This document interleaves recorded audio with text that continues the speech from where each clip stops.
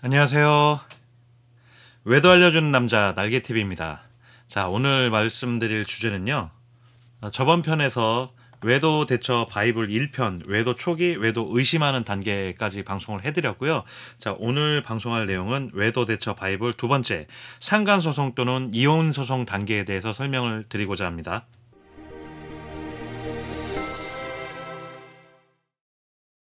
자, 이게 여러분들이 가장 궁금해 하실 만한 내용일 것 같기도 한데, 외도 대처 바이블 2편, 상간소송 또는 이혼소송 단계는 어떤 게 있는지 말씀을 드려보겠습니다. 증거를 전편에서 이제 다 모았다라고 생각을 할게요. 왜냐하면 이제 외도 증거를 잡아야지만 상간소송을 할 수 있는 거니까.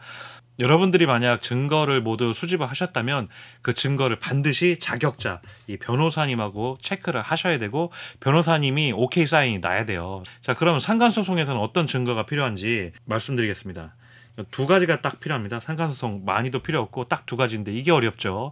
자, 첫 번째는 유부녀, 유부남임을 이미 알고도 만난 증거. 상간소송은 내 배우자가 유부남 또는 유부녀인지를 그 상간자가 이미 알고 있었다라는 구체적인 증거가 꼭 있어야 되고요. 그 다음에 구체적인 불륜 증거, 이제 애정행각 행위라고 하죠. 모텔에 들어가는 사진이라든지 영상 또는 호텔에 들어가는 사진 영상은 빼박 증거로 보고요. 키스퐁 이것도 마찬가지겠죠. 그게 없다라고 하면 애정행위라든지 이런 게 여러 날 동안 이루어졌다라는 그런 사진과 영상이 꼭 있어야 되고요. 이걸 그때그때 변호사님한테 물어보기가 좀 그렇다 하면 요 위에 있죠. 네이버 카페 외성 오셔가지고 이미 경험자분들이 엄청 많으세요. 저도 경험자지만 저 말고도 이미 상간소송 시작하신 분들도 엄청 많기 때문에 이런 증거로 소송 가능할까요? 라고만 물어보셔도 답변해 주실 회원님들로 차고 넘쳐나니까 카페에 오셔가지고 증거를 어느 정도 수집을 하셨다면 꼭 한번 물어보시고요. 이혼, 그에 비해서 이혼 소송은 별거 없어요. 그냥 구체적인 불륜 증거, 업소녀든 뭐 단란주점을 갔든 이런 증거라든지 아니면 가정폭력이라든지 이런 증거가 있으면 구체적으로 모아놓으시면 되고요. 어떻게 보면 이혼소송 증거는 상간소송 증거보다는 굉장히 쉬워요. 상간소송은 요거를 못 잡아가지고 시간이 오래 걸리는 경우가 많아요. 애정행각행위 증거는 다 모아놓고도 도대체 유부녀, 유부남임을 이미 알고 있었다는 증거를 못 잡아서 발을 동동 구르시는 분들이 있으신데 이것 또한 시간이 지나면 증거 못 잡을 수는 없어요. 실수를 하기 때문에 언젠가는 꼭 증거 주니까 조바심이 나는 건 이해하지만 조금 더 기다리시길 바라겠고요. 이런 증거가 다 수집이 됐다라고 하면 여기 제가 노란색으로 해놨죠. 이것만큼 중요한 게 없어요. 변호사님이 오케이 하셔야 돼요. 이 증거로 소송 가능합니다라는 그 말을 듣고 소송을 하셔야지.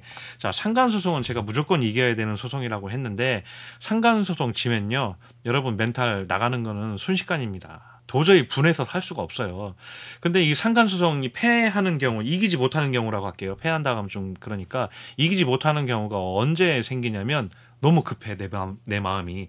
난 이 증거로 소송을 할 수 있을 것 같은데 어떤 변호사 사무실에 물어봤더니 소송 가능하대. 근데 어떤 변호사 사무실 갔더니 조금 어렵대. 어떤 변호사 사무실 갔더니 한 9대 1 정도래. 그러면 이게 100%가 아닌 거죠. 이 세 가지 케이스만 보더라도 100%가 아니란 말이에요.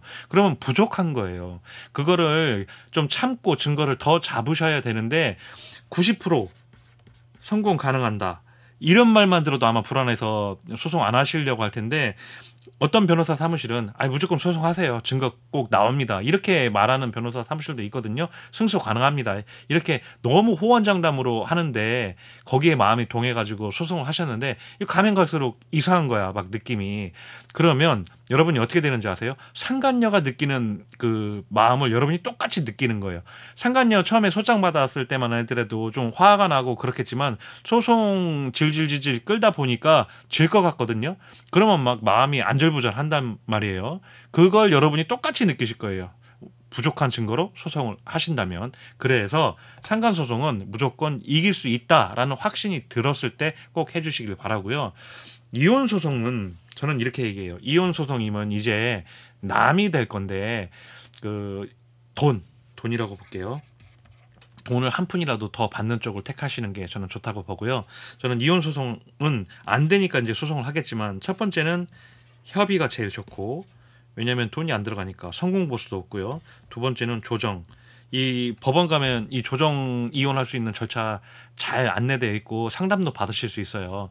이제 협의는 그냥 당사자끼리 작성하니까 불안해. 그러면 이제 조정 이혼 직접 이제 법으로 조정 조서가 나오는 조정 이혼을 추천드리고, 요게 안 됐을 때 이제 마지막으로 어쩔 수 없이 재판상 이혼, 이게 이제 소송 이혼이죠. 요거를 하시는데 여기는 리스크도 있어요. 변호사비도 들어가지만 성공부수도 들어가요. 그러면 이게 안 써도 될 돈이 많이 들어간단 말이에요. 이런 걸 다 감안하셔가지고 이혼 소송을 꼭 하신다라기보다는 협의로 해서 재판상 이혼보다 가져올 게 더 많다라고 하면 협의나 조정 이혼 이런 쪽으로 가시는 게 저는 좋다라고 생각하고, 어차피 남 될 거잖아요. 그러니까 저는 돈을 조금이라도 더 가져오실 수 있는 방법을 연구하시는 게 좋을 것 같고, 상간 소송도 기껏 해봐야 위자료 1,500, 2천만 원이거든요. 그걸 포기하고 이혼 소송 재산 분할해서 더 가져올 게 많다라고 하면 그 방법도 저는 나쁘지 않다라고 생각을 합니다. 어쨌든 자, 증거로만 본다면 상간 소송은 이 두 가지 유부 증거, 그다음에 구체적인 불륜 증거가 있어야 되고, 이구동성으로 어떤 변호사 사무실 가도 다 승소 가능합니다라는 말을 듣고 꼭 하시길 바라고요. 이혼 소송은 유부 증거 필요 없습니다. 그냥 외도했으면 그걸로 이제 재판상 이혼 사유가 되기 때문에 그거 하나만 가지고도 충분하고요. 보통 바람피는 놈들 같으면은 그 전에 가정폭력이라든지 언어폭력 이런 거 다 있었을 인성들이에요.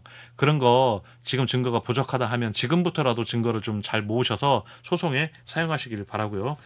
중요한 건 이혼 소송은 상간 소송보다는 증거가 더 쉽다. 자, 이제 마음가짐에 대해서 말씀드릴게요. 이거는 어쩔 때 이제 소송할 때 어떤 마음을 가져야 되냐 요건데, 자, 첫 번째, 자, 가정을 지킬 것이냐, 회복파죠.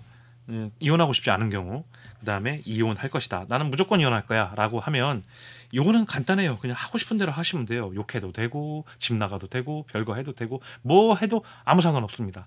그냥 이혼이 이래서 편해요. 상간소송보다. 상간소송은 어때요?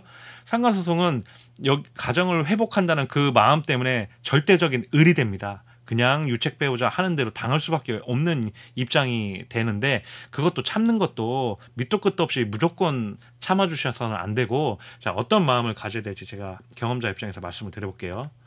자, 회복을 하려면 배우자를 도발해서는 안 됩니다. 이게 밑에 있는 드잡이랑 비슷한 건데, 도발하지 않는다고 해서 무조건 그러면 유책 배우자 말에 오냐 이렇게 해야 되느냐, 그거는 아닌데 최소한 멸시 또는 비아냥, 뭐 5분마다 동선 체크 이런 것들 하면 유책 배우자들도 회복을 하려는 마음이 있다가도 지치거든요. 그래서 이 드자베하고 비슷한 내용이긴 한데, 유책 배우자의 이 심기를 건드는 행동을 적당선까지는 괜찮은데 너무 과도하게 하면 유책 배우자도 나가 떨어지기 때문에 이래서 힘들거든요. 화가 나는데 화를 참아야 되는 거. 그래서 적당하게 도발하지 않는 선에서만 대화를 하시길 바라고요. 특히 여자 바람일수록 가출은 하게 만들어서는 안 돼요. 돈줄을 끊는다든지 아니면 집에 묶어둘 수 있는 방법을 찾는다든지 아니면 협박카드, 이것도 괜찮습니다. 너 집 나가는 순간 니네 집에 알릴 거야 또는 회사에 알릴 거야, 이것도 나쁘지 않아요. 왜냐하면 이 가출을 하면 몸이 멀어지면 마음 멀어지는 건 순식간이기 때문에 남자 여자 똑같긴 한데 여자일수록 특히 가출을 방지할 수 있는 방법에 대해서 생각을 많이 하셔야 됩니다. 집 나가면 그만큼 외도 회복도 멀어지게 되니까요. 세 번째, 이 세 개 다 비슷한 것 같은데 분노는 상간자한테만 하세요.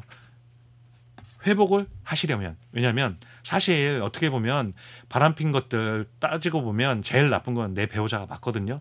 근데 내 배우자를 드잡이하면 드잡이할수록 내 배우자도 한 달, 두 달, 석 달까지는 좀 버틴다 하더라도 넉 달, 다섯 달까지 참아줄 인내심 가지고 있는 배우자가 없어요. 그러니까 이 분노 표출을 계속해서 하게 되면 아, 나도 몰라, 이제 네 멋대로 해 하고 나도 내 인생 살 거야, 이렇게 나온단 말이에요. 그래서 분노하는 심정은 이해는 하지만 내 배우자는 잠시 접어두고 그건 이제 회복하고 나셔서 하실 수도 있는 거니까 상간자한테만 당분간 하시길 바라고요. 내 배우자한테는 드잡이나 분노 표출은 회복을 하신다면 조금 조심스럽게 하셔야 하지 않나라고 생각을 합니다. 그 다음에 이거 아내분들이 좀 많이 더 속으시는데, 너무 빠른 회복을 원하셔가지고 막 도장 깨기 하기 다니러 막 여행을 다닌다든지 아니면 너무 쉽게 용서해줘서 일상으로 너무 빠른 복귀를 하셔도 결코 좋은 것이 아닙니다. 왜냐하면 이 회복을 한다는 건 본인만 회복일 수도 있어요. 유책 배우자는 포커페이스 할 수도 있고 상간녀를 보호하기 위해서 일시적으로 납작 엎드릴 수도 있고 아니면 쇼일 수도 있어요. 그걸 모르는 상태에서 너무 빠른 회복을 시도한다든지 또는 유책 배우자를 너무 빨리 용서를 해줘 버리면 나중에는 이게 후폭풍으로 올 수도 있기 때문에 그냥 제가 봤을 때는 일상 언어만 하세요. 일상 언어. 아이들 얘기라든지 일 이야기라든지 아니면 가정사에 대해서 할 얘기 있잖아요. 뭐 장을 본다든지 뭐 경조사가 있어서 가야 된다든지 이런 거를 한 최소 한 6개월은 두시면서 지켜봐야 되지 않나라고 생각을 하고요.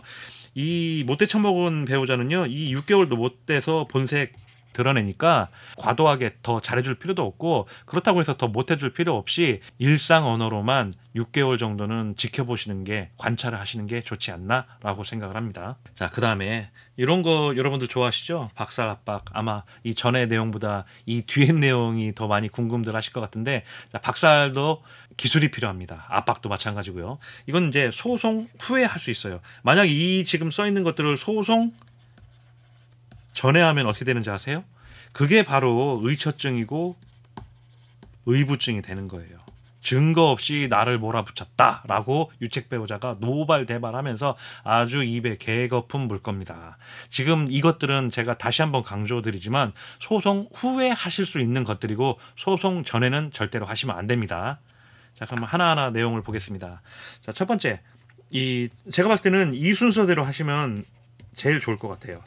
상간자 직접 찾아가기. 상간자 직접 찾아가지 않고 문자, 카톡, 또 뭐가 있을까요? 뭐 DM 이런 것들로 너 내 남편, 내 아내랑 지금 뭐 바람피지, 너 죽여버리겠어. 이거 하면 스토킹이 될 수도 있어요.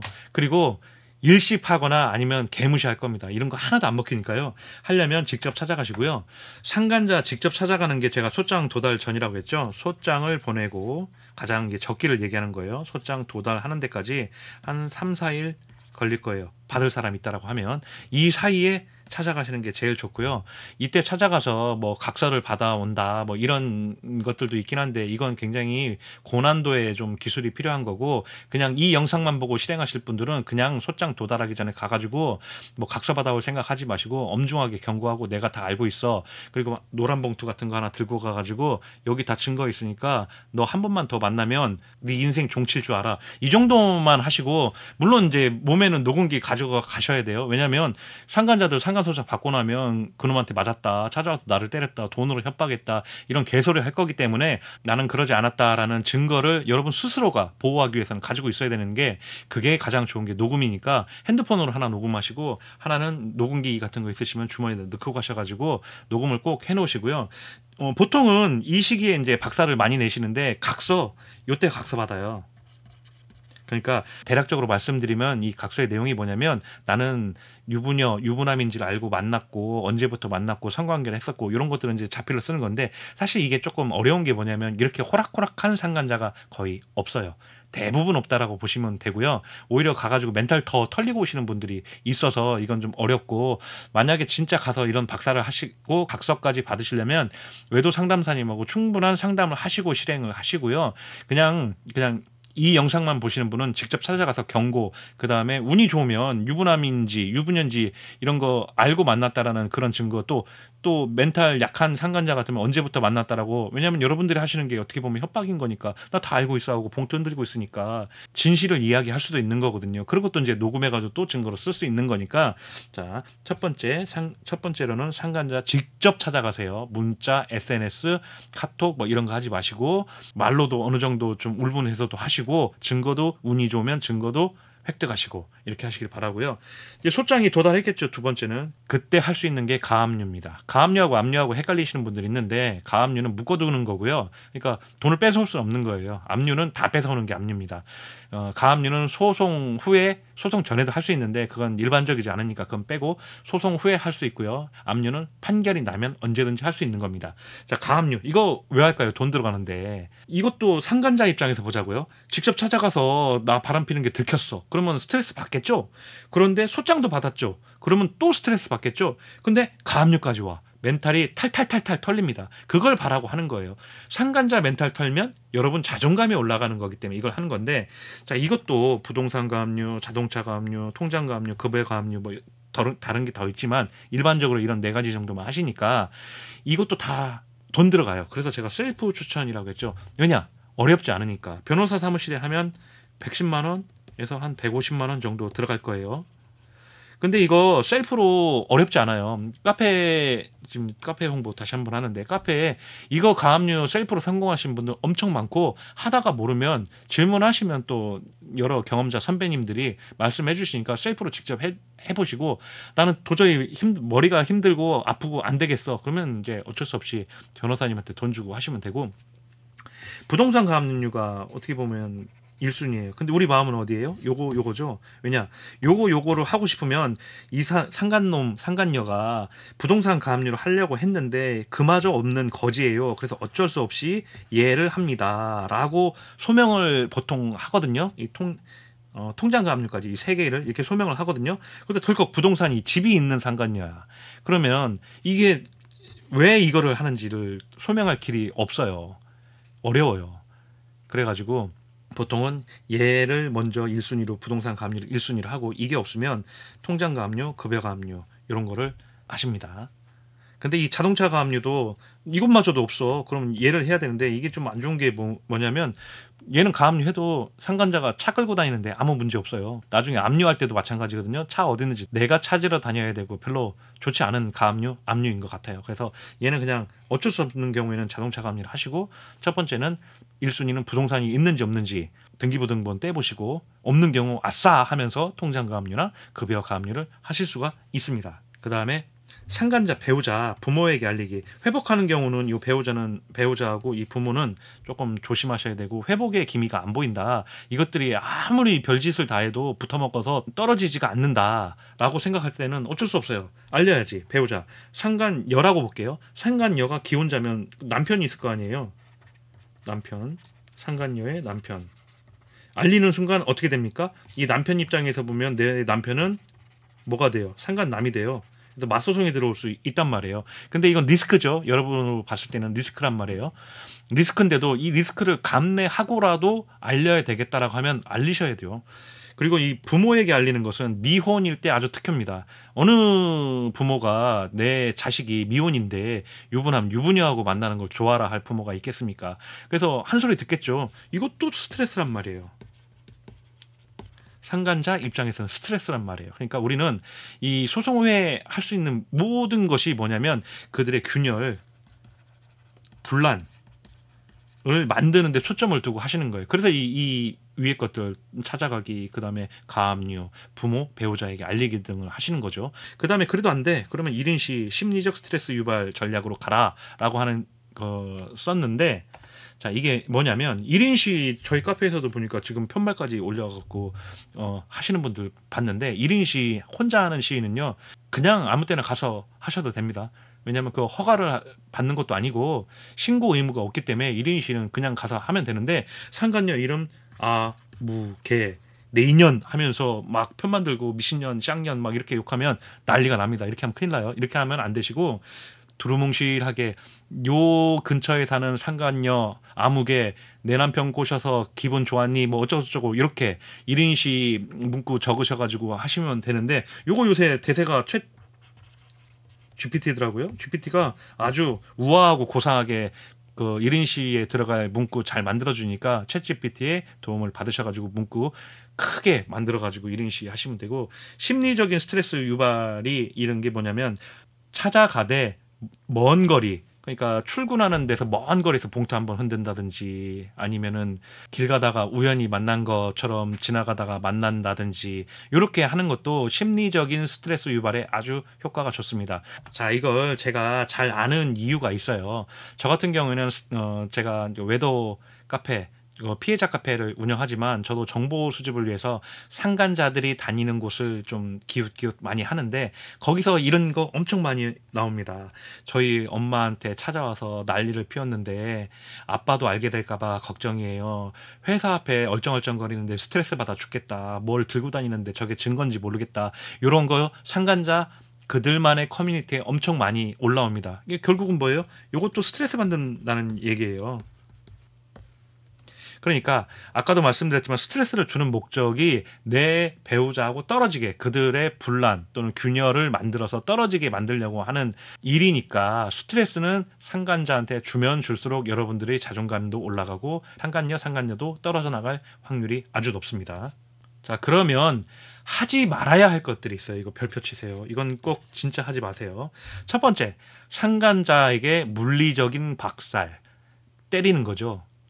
남자분들 아내바람일 때 가가지고 진짜 뒤지게 패는 사람 있는데 이거 상간소송보다 더 크게 처벌될 수 있어요. 그러니까 이 실제로 가서 말로 팬다 하더라도 쟤는 상간자들은 녹음할 수 없는 그런 불시에 찾아가서 박살내면서 말이라도 욕하는 거지 실제로 때려서는 안 되고 우리는 안 때려도 저들은 때렸다고 한단 말이에요. 이런 법원 서류 준비 서면 또는 참고 서면에다가 저놈이 와서 나 때렸다 이런단 말도 안 되는 개소리 한단 말이에요. 그래서 항상 녹음기 주머니다 끼고 틀고 가가지고 나는 상간자 안 때렸습니다를 증명할 준비가 꼭 되어 있으셔야 되고요. 실제로 때려서는 안 되고요. 그다음에 협박이라는 게 뭐예요? 자주 하는 거. 죽여버릴 거야. 너 찾아가서 니네 집 개박살 낼 거야. 니네 부모한테 잃을 거야. 뭐 할 거야. 이거를 너무 자주 하게 되면 이게 협박이에요. 이것도 상간소송해가지고 내가 스트레스 해소하려다가 오히려 여러분들이 스트레스 받을 수 있고요. 스토킹 요거는 가서 죽여버릴 거야 하면 이거 요새는 스토킹 처벌도 된답니다. 이거 요새 요게 좀 이슈죠. 이런 거 좀 주의하셔야 되니까 이게 결과론으로 보면 뭐예요? 사적 응징하지 말라는 건데 한 번이나 두 번은 그래도 그럴만 하겠다라고 때리는 거 빼고요. 하겠지만 이거를 너무 자주 하게 되면 상간소송에서 저놈 박살내려다가 여러분들이 박살낼 수 있으니까 이 물리적인 박살이라든지 폭행, 협박, 스토킹 등은 하시면 안 됩니다. 자, 두 번째. 이 배우자가 빠졌네요. 배우자에게 아까도 말씀드렸지만 과도한 드자비를 하게 되면 배우자도 반성하다가도 떨어져 나갑니다. 그러니까 과도한 드자비는 하지 마시고 그리고 또는 이 반대 개념이네요. 가정 회복의 노력이 1도 없이 그냥 나는 이혼할 거야 하면 그런 마음이 투철하신 분이면 하면 되는데 이게 마음이 왔다 갔다 하시는 분들이 있어요. 아, 안 될 것 같아요. 이혼부터 이혼할래요. 이렇게 마음이 왔다 갔다 하시는 분들 때문에 이 글귀를 넣었는데 이혼부터 생각하지 마세요. 왜냐하면 이혼은 바람핀 순간부터는 여러분들이 이혼해서만큼 갑이에요. 언제든지 이혼할 수 있어요. 내가 유리할 때 언제든지 내 준비가 다 되면 할 수 있기 때문에 바람 폈다고 해서 바로 이혼부터 생각하지 마시고 일단 어떻게 나오는지 포지션을 보고 그다음에 태도 그다음에 저 사람의 유책 배우자의 마음가짐을 보시고 여러분들이 완벽하게 준비가 돼 있을 때 이혼을 하시고 바람 폈다고 해서 아무 준비도 안 됐는데 덜컥 이혼해가지고 나중에 크게 후회하시니까 이혼은 시기상조라고 생각을 합니다. 일단 상간소송부터 다 하시고 그래도 변하지 않을 것 같아 라고 생각하면 그때 이혼하시길 바랍니다. 그 다음에 요거 하지 마세요. 위치 추적기, 녹음기, 스파이 앱 하셔도 되는 경우는 있어요. 들키지 않을 자신 있는 경우 요것 때문에 다 된 밥에 코 빠뜨리는 분들 상당히 많고 그 다음에 오히려 협박당하는 거를 제가 굉장히 많이 봅니다. 안 들키면 돼요. 그래서 도저히 위치 추적기나 녹음기밖에 방법이 없어. 그럼 저도 그 마음 알거든요.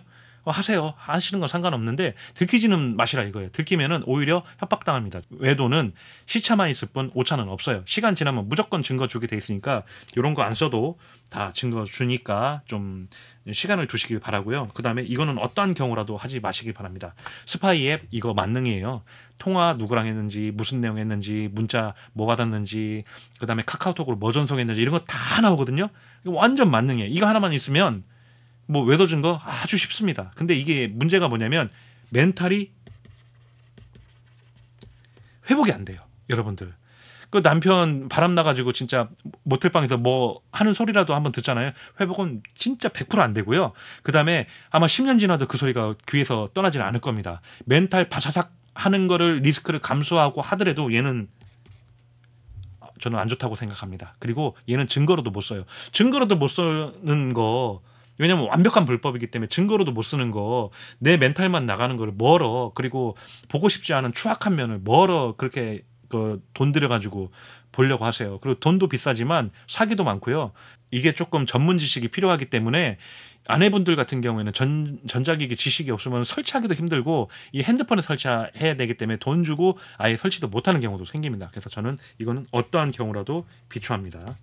그 다음에 이거 아까도 말씀드렸는데 상간자에게 문자 SNS 보내는 거 일십당할 것이고 대부분 그 다음에 우습게 할 것이다. 답변도 안 와요. 이런 거 보내놓고 나만 분할 거 뭐라 합니까? 상간자가 우습게 한다니까 이런 거 하지 마시고 아까도 말씀드렸지만 그냥 찾아가세요. 한두 번 정도. 저는 한 번 추천하는데 딱 한 번을 추천하는데 그래도 안 되겠다 하면 두 번 정도까지는 돼도 세 번, 네 번, 다섯 번 하면 그게 바로 협박이고 스토킹이 되는 거니까 가면 안 됩니다. 자, 그리고 이 소요기간 이것도 엄청 궁금해 하실 것 같은데 그냥 심플하게 말씀드릴게요. 상간소송 소요기간은 빠른 건 제가 3개월도 봤네요. 그리고 8개월 요 정도가 일반적이고 요 3개월은 거의 없어요. 저 처음 봤어요. 근데 4개월에서 8개월 사이가 제일 많은 것 같아요. 이 4개월도 빠르니까 한 6개월에서 8개월이라고 할게요. 1년이 넘는 것도 있어요. 이런 경우도 흔치 않아요. 그렇기 때문에 이것도 제외하고 6에서 8개월이 거의 한 80% 정도 되는 것 같습니다. 그러면 단계별로 어떻게 소요가 되느냐? 이 전에 이제 제가 이제 표를 한번 그려봤는데 이 전에 증거 수집하는 거는 별도로 뺄게요. 이 기간이 얼마나 걸릴지는 사람마다 틀리니까 네이버 카페 외성 탐정님 쓰시면 거의 백발백중이니까 이러면 짧을 것이고 그 다음에 돈 안 쓰고 혼자 미행하고 한번 들키고 녹음기 들키고 이러면 이것만도 1년 걸릴 수 있어요. 그러니까 요거는 다 사람마다 틀리니까 빼고 자 증거가 수집이 완료가 돼서 변호사님 상담을 해서 소장 초안이라는 게 나오는데 이게 뭐냐면 소장을 이렇게 보내겠습니다라는 대부분 변호사 사무실에서 이 소장 초안을 의뢰인한테 보여주는데 안 보여주는 사무실이 간혹 있더라고요. 그래서 계약할 때 소장 초안 검수하고 싶습니다라는 의사를 저는 개인적으로는 꼭 밝혔으면 좋겠어요. 그래서 소장이 어떻게 됐는지 내 증거를 어떻게 쓰이는지 어떤 문구가 들어갔는지 이런 걸 검수해 볼 수 있는 기간을 주고요. 그 다음에 그게 검수죠. 그러면 최종적으로 이 초안이 작성이 되는데 여러분이 오케이 하시면 이게 법원에 전자소송에 접수가 돼서 이렇게 다음 단계 송달로 넘어가는데 소장 초안 나오는데 2주 정도 걸려요. 다 썰을 풀면은 변호사님이 그걸 듣고 메모를 했다가 소장 초안을 하는데 보통 2주 뭐 3주 걸릴 수도 있겠죠. 바쁘면 변호사 사무실이 바쁘면 그만큼 오래 걸립니다. 넉넉 잡고 2주 3주 정도 걸릴 것 같아요. 그러면 벌써 여기서도 거의 한 달이 지나가네요. 그러면 이게 전자소송에 접수가 되면 송달이라는 걸 거치는데 이게 뭐냐면 소장을 상간남한테 보내는 절차예요. 이게 참 애매합니다. 받을 사람이 있고 낮 시간이겠죠. 이게 우체국 등기로 가기 때문에 낮 시간에 받을 사람이 있으면 3일이면 가요. 근데 내가 상간녀한테 아는 정보가 핸드폰 번호밖에 없어. 그러면 핸드폰 번호를 가지고 주민등록번호를 받아서 초본 떼는 절차를 하거나 아니면 거기 나와 있는 주소, 핸드폰 이제 명세서 주소를 가지고 소장을 보내거나 둘 중에 하나인데 그런 사실조회, 통신사 사실조회 하는데 2주 또는 빠른 건 1주도 있는데 2주, 3주 정도 걸릴 수도 있어요. 그러면 그냥 넉넉 잡고 요거 한 달 걸린다고 볼게요. 그러면 통신사 사실조회를 하면 앞에 거하고 합쳐가지고 조금 더 걸리는 거고 이런 절차가 없이 송달에서 받았어 하면 최고 빠른 게 거의 한 달이 걸립니다. 이것만 변호사님 상담하고 송달에 걸리는 기간만 약 한 달이 걸리고요. 그리고 이 송달이 완료된 도달이라고 하는데 받으면 도달인데 도달에서 이 변론기일까지 이건 아무도 몰라요. 법원마다 다 틀려요. 일이 없어 그래가지고 판사님이 맨날 놀아 그러면 한 달만 해도 잡힐 수 있고 판사님이 엄청 바빠가지고 막 사건이 밀려 있어요. 그러면 석 달, 넉 달, 5달이 걸릴 수도 있어요. 그래서 저는 이 기간을 피가 마르는